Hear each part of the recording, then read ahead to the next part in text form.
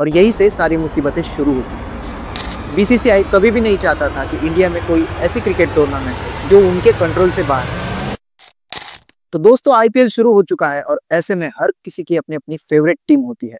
लेकिन आजकल की जनरेशन को शायद ये पता नहीं होगा, आईपीएल से पहले भी एक ऐसा टूर्नामेंट आता था जो आईपीएल से सिमिलर था, या आप कह सकते हैं कि आईपीएल उससे सिमिलर था। तो उस टूर्नामेंट का नाम था आईसीएल, इंडियन क्रिकेट लीग। इस लीग में आईपीएल की तरह ही अलग अलग कंट्रीज के प्लेयर्स पार्टिसिपेट करते थे, लेकिन ये टूर्नामेंट बीसीसीआई के अंडर नहीं आता था। यह ऑर्गेनाइज किया था जी नेटवर्क ने, और यही से सारी मुसीबतें शुरू होती है। बीसीसीआई कभी भी नहीं चाहता था कि इंडिया में कोई ऐसी क्रिकेट टूर्नामेंट हो जो उनके कंट्रोल से बाहर है। तो 2007 में आईसीएल की शुरुआत हुई। तो आईसीएल के पहले सीजन के बाद बीसीसीआई ने कहा जो भी प्लेयर आईसीएल खेलेगा उसको बीसीसीआई की तरफ से बैन किया जाएगा। तो ऐसे में बहुत से प्लेयर्स ने आईसीएल खेलने से मना कर दिया। और फिर आया 2008 में आईपीएल का पहला सीजन। बहुत से लोगों का उस वक्त यही कहना था कि आईसीएल को कॉपी किया गया है, लेकिन बीसीसीआई के उस वक्त के वाइस प्रेसिडेंट ललित मोदी ने कहा कि ये आईसीएल की कॉपी नहीं है। उनके दिमाग में ये ख्याल बहुत पहले से था और उनको इंस्पिरेशन मिला था European football league, English premier league जो है ईपीएल, उससे, और एनबीए जो बास्केटबॉल की लीग है उस लीग से। और ऐसे में आईपीएल की शुरुआत हुई और आईपीएल एक बहुत ही सक्सेसफुल प्रोडक्ट के तौर पर सामने आया। तो चलो हिस्ट्री से वापस प्रेजेंट में आ जाते हैं और बात करते हैं आईपीएल की, the Indian premier league. Hey, what's up lovely people? This is Abhijit aka Golub Junior. Welcome back to my YouTube channel. आज हम बात करने वाले हैं the hottest topic in the India right now, IPL. जी हाँ, IPL शुरू हो चुका है और इंडिया में ये 2 महीने किसी त्योहार से कम नहीं होते। इन 2 महीने में हर कोई अपनी फेवरेट टीम को या फिर अपने फेवरेट प्लेयर को सपोर्ट करने में इस हद तक गुजर जाता है कि लोग मार पिटाई पे भी उतर आते हैं। दो सगे दोस्त भूल जाते हैं हम दोस्त हुआ करते थे। तो ऐसी मार पिटाई की न्यूज हर साल आती रहती है, लेकिन एक न्यूज जो अभी भी मेरे दिमाग में ताजा है वो मैं आपको बताता हूँ। रोहित शर्मा के फैन को धोनी फैंस ने गन्ने के खेतों में ले जाके पीटा। अब है तो ये गलत बात लेकिन ये बताने का मेरा मकसद है कि आप लोग जान जाए कि आईपीएल हमारे दिलो दिमाग पे किस कदर हावी हो जाता है। हम यहाँ पे एक दूसरे से लड़ते हैं और वहाँ पे जो भी बिजनेस पर्सपेक्टिव से आईपीएल से जुड़ा है वो करोड़ों कमा जाता है इन 2 महीनों में। विराट कोहली 21 करोड़, जसप्रीत बुमराह 18 करोड़, रोहित शर्मा 16 करोड़, हार्दिक पांड्या 16 करोड़, श्रेयस अय्यर 26 करोड़, ऋषभ पंत 27 करोड़, महेंद्र सिंह धोनी 4 करोड़। कोई बात नहीं, इस बार अनकैप प्लेयर के तौर पे खेल रहे हैं। और वैसे भी वो बंदा अभी पैसों के लिए नहीं खेलता, वो खेलता है क्रेडिट के लिए, अपने फैंस के लिए। तो गालियां खाने से पहले चलो आगे बढ़ते हैं। तो इतना सारा पैसा मिलता है प्लेयर्स को फ्रेंचाइज की तरफ से, लेकिन फ्रेंचाइज ये पैसा अपने जेब से तो देती नहीं होगी। हाँ, वो जेब से ही देते हैं, लेकिन बिना प्रॉफिट के कोई अपने पास से इतने पैसे क्यों ही देगा। तो आइए आज हम बात करते हैं आईपीएल के बिजनेस मॉडल के बारे में, और खास करके फ्रेंचाइज के पर्सपेक्टिव से। तो आईपीएल में एक फ्रेंचाइज किस तरह से पैसे कमाती है। आईपीएल से पैसे कमाने के मेन रास्ते हैं स्पॉन्सर्स, ब्रॉडकास्टर्स, टिकट सेलिंग और मर्चेंडाइज। तो सबसे पहले हम बात करेंगे स्पॉन्सर्स के बारे में।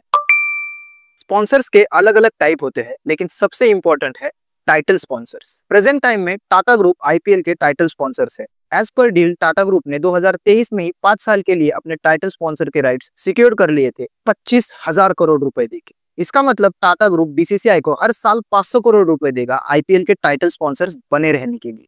तो इन 500 करोड़ में से 50% बीसीसीआई के पास रहता है और 50% आईपीएल टीम्स में इक्वली बांट दिया जाता है। और इस हिसाब से हर टीम 25 करोड़ रुपए हर साल कमाती है टाइटल स्पॉन्सर्स के थ्रू। इसी के साथ आईपीएल में और भी स्पॉन्सर्स होते हैं, like associate sponsors, strategic time out sponsors, umpire partners, orange cap and purple cap partners. इन सबसे भी सिग्निफिकेंट अमाउंट आ जाता है। अगला आता है ब्रॉडकास्टिंग पार्टनर।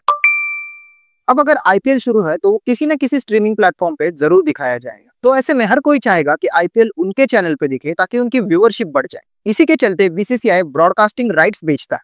इस वक्त टीवी चैनल के ब्रॉडकास्टिंग राइट्स है स्टार स्पोर्ट्स के पास और डिजिटल राइट्स बेचे गए हैं वायाकॉम 18 को। तो इन दोनों से मिला के बीसीसीआई को 5 साल की डील के लिए 48,390 करोड़ रुपीस मिलने हैं। इसका मतलब हर साल बीसीसीआई को मिलते हैं 9,678 करोड़, जिसमें से 50% बीसीसीआई अपने पास रखता है, 45% आईपीएल की टीम्स में इक्वली डिवाइड होता है और 5% जो बचता है वो 4 विनिंग टीम्स में डिवाइड किया जाता है। तो इस हिसाब से हर फ्रेंचाइज को पर ईयर 435.51 करोड़ मिलता है ब्रॉडकास्टर्स की तरफ से। अब बात करते हैं टिकट सेलिंग के बारे में। हर मैच में टिकट सेलिंग से जितना भी रेवेन्यू जनरेट होता है उसमें से 80% होम टीम के पास जाता है और 20% जाता है स्टेट क्रिकेट एसोसिएशन को। एग्जाम्पल के तौर पर अगर समझो मैच चेन्नई में हो रहा है तो 80% अमाउंट चेन्नई सुपर किंग्स को जाएगा और 20% अमाउंट जाएगा तमिलनाडु क्रिकेट एसोसिएशन को। अब कमेंट्स में कोई ये मत पूछना कि तमिलनाडु कैसा जाएगा भाई, तमिलनाडु में कैसा पहुंचेगा भाई? अभी कैसा जाएगा मुझे नहीं पता, लेकिन पैसा जाएगा उधर ये मुझे जरूर पता है। लेकिन बाकी के कंपैरिजन में टिकट सेलिंग से इतनी कुछ खास कमाई नहीं होती। हर मैच का टिकट रेवेन्यू 4 से 5 करोड़ के बीच में होता है, तो उसमें से 80% यानी कि 3.2 से लेके 4 करोड़ तक फ्रेंचाइज को मिलता है। हर टीम के मिनिमम 7 होम गेम्स होते हैं, तो उस हिसाब से 22 से 28 करोड़ हर टीम कमा लेती है एक सीजन में। तो अब बात करते हैं प्राइवेट स्पॉन्सर्स के बारे में, जो टीम स्पॉन्सर्स होते हैं। तो यहाँ पे कोई फिक्स अमाउंट नहीं होता, टीम की पॉपुलैरिटी के हिसाब से ये डील की जाती है। हर टीम की जर्सी पर 8 से 10 स्पॉन्सर्स के लोगो आप लोगों को देखने मिल जाएंगे। As per internet numbers total मिला के इसका अमाउंट 80 करोड़ से लेके 150 करोड़ तक हो सकता है। अब ये टीम की पॉपुलैरिटी पर डिपेंड है। इसके अलावा जो भी मर्चेंडाइज बेचे जाते हैं उससे भी अच्छा खासा रेवेन्यू जनरेट होता है। तो at the and winning amount को ना भी जोड़ा जाए तो एक आईपीएल फ्रेंचाइजी 550 से लेके 650 करोड़ तक बिजनेस कर लेती है। इसमें कई सारे खर्चे भी होते हैं, जैसे कि प्लेयर की फीस, उनका ट्रेनिंग का खर्चा, खाने पीने का खर्चा, रहने का खर्चा, ट्रांसपोर्टेशन का खर्चा। ये सारे खर्चे टीम मैनेजमेंट को ही देखने पड़ते हैं। तो ये सारे खर्चे निकाल भी दिए जाए तो आपको क्या लगता है एक फ्रेंचाइजी कितना प्रॉफिट कमाती होगी? कमेंट्स में जरूर बताना। और अगली बार किसी को खेतों में ले जाते वक्त ये जरूर सोचना कि जिस आइडल के लिए आप ये सब कर रहे हो वो आइडल क्या कर रहा है और आप क्या कर रहे हो। इस सारे प्रोसेस में आपके पास कितना पैसा आ रहा है, क्या आपके आइडल के पास जितना पैसा आ रहा है उसमें से 1% भी आपको मिल रहा है?